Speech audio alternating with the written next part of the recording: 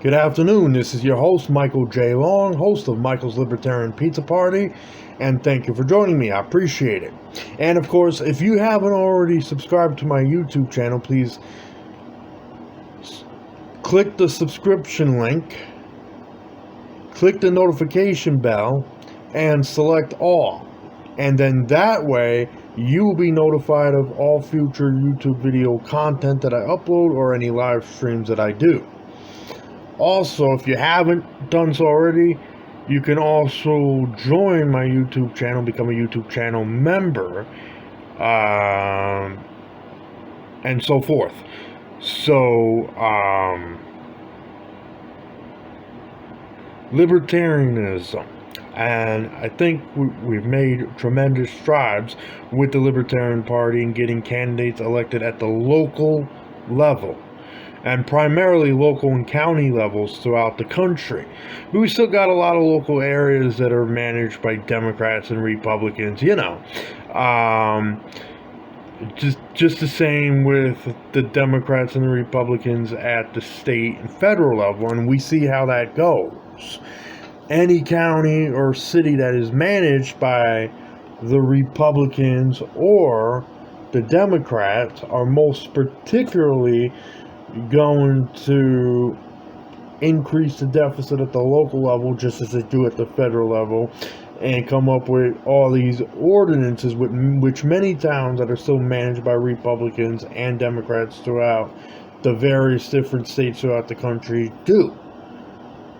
And so that I wanted to point out. And then, of course, at the federal level, you have the FBI, the CIA, the NSA, the TSA, and all these federal government agencies we don't need. We have a bloated deficit, and we have all this stuff going on. We have military being bought overseas, military being utilized overseas in undeclared wars, and it's just a mess, right?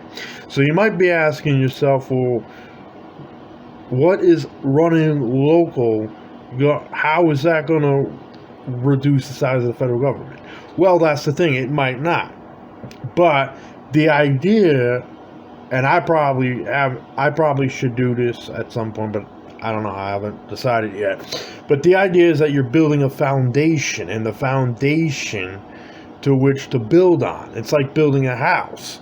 So first you start out with concrete, and you level it out, and then you make the frames, and then you build the walls, and then you add the layers and all that. So it starts with a foundation.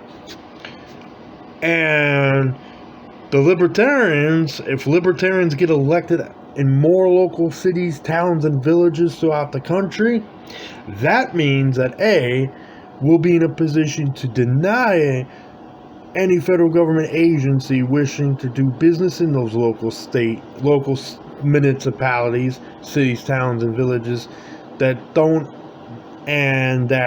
actually don't exist under the U.S. Constitution. The agencies that I'm talking about, like the FBI, the CIA, and NSA, they can be denied the right to operate out of that city, town, or village. And then the more local cities, towns, and villages and communities deny the federal government the right to have their intelligence agencies operate out of, or their,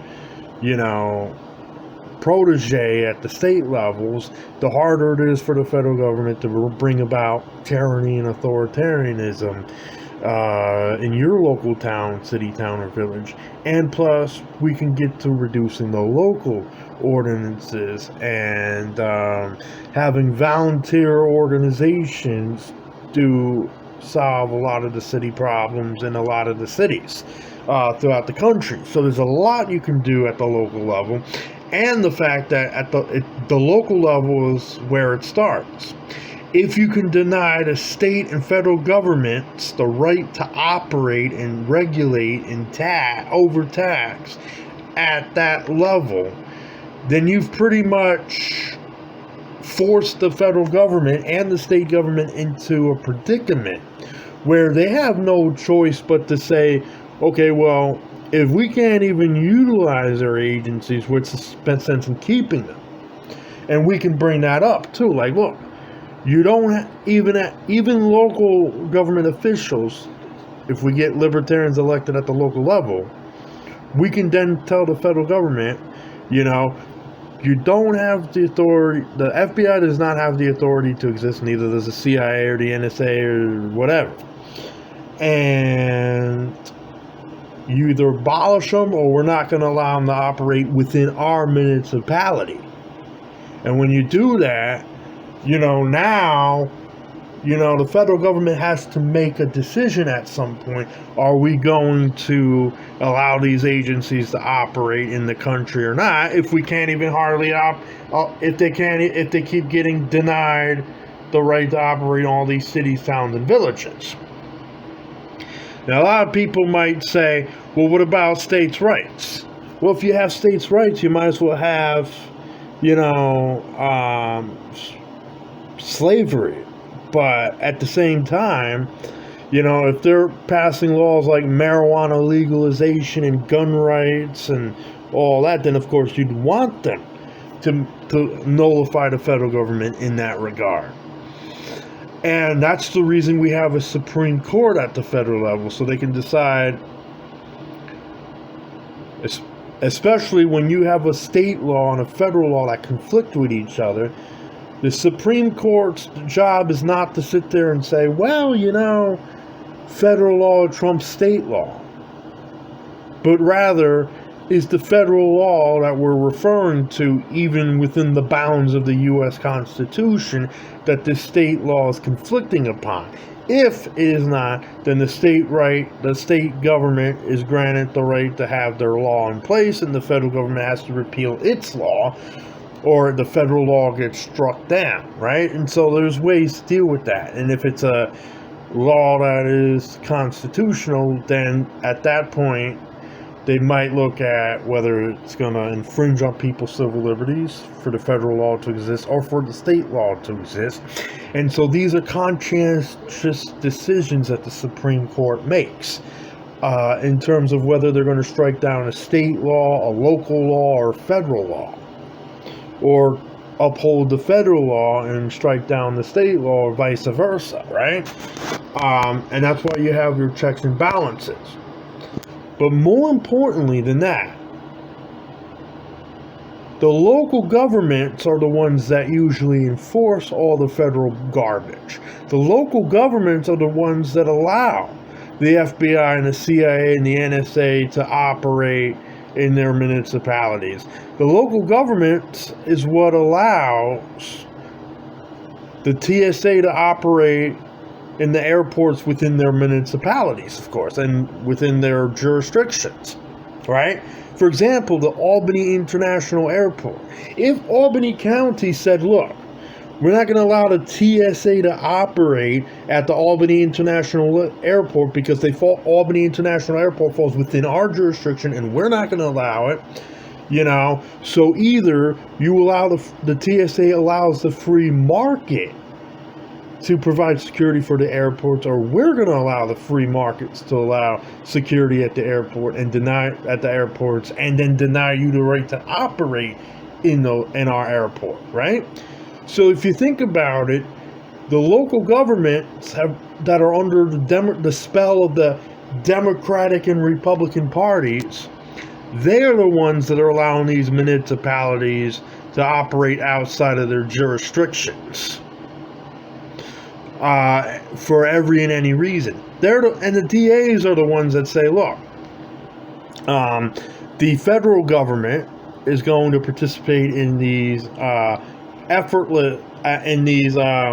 no-knock raids, or we're going to participate in finding a fugitive, for example, which is not a federal issue. That is something that should be handled by the local governments, local, state, and county governments. So, and that's something to take into consideration. So once we're able to build that foundation and get libertarians elected throughout the local, state, and county levels, and most particularly at the local and county levels, then we can start to get libertarians elected at the state level, and then start getting a few at the federal level. And then at that point we can block a lot of the unconstitutional and illegal federal overreach through the Congress, and we're able to then bring about good change and good legislation. And then if we get a majority in, let's say, Congress, in the House and the Senate, right? Then at that point, that would be considered that we would be able to push our agenda. And then if we get our president, then we're more likely to get our agenda into law. And I'm not saying like push as in to push our agenda, but more specifically to start emphasizing on our agenda. If we have a majority, we can do that. We can bring about allowing the free market more autonomy over what they do, reducing the size of the federal government and bringing our troops home and bringing about free trade. But we can't do that if we can't build a foundation, because if we can't get notice, and that's the thing, every candidate that runs at the local level and at the county level and at the state level, eventually they get more recognition. And then they're able to get more donations, and then with the donations, they're able to get more traction. They're able to buy polls, and then they're able to get into the press, and that's really what we need. All right, so anyways, I just wanted to make this video clarification on that. That of course, it starts at the local level. Of course, you can run for any office you want, and it's also important that we have libertarians running at all levels of government, that among people who decide to run for the federal election positions and state and county, state level positions. But we also should have libertarians elected at the local and county levels. And we do have a say in whether we want federal agencies to operate within our municipalities or not. And it only takes a few cities, towns, and villages to come up with good policies that help their community and help their local towns and cities and villages, and that make a stand on some of these federal issues of what they're going to allow in their municipalities or not. And that's when you begin to, and then for other cities, towns, and villages to take notice. So again, that's what I wanted to point out. And if you haven't already done so, again, I encourage you to subscribe or become a YouTube channel. Please like, comment, and share as well. And so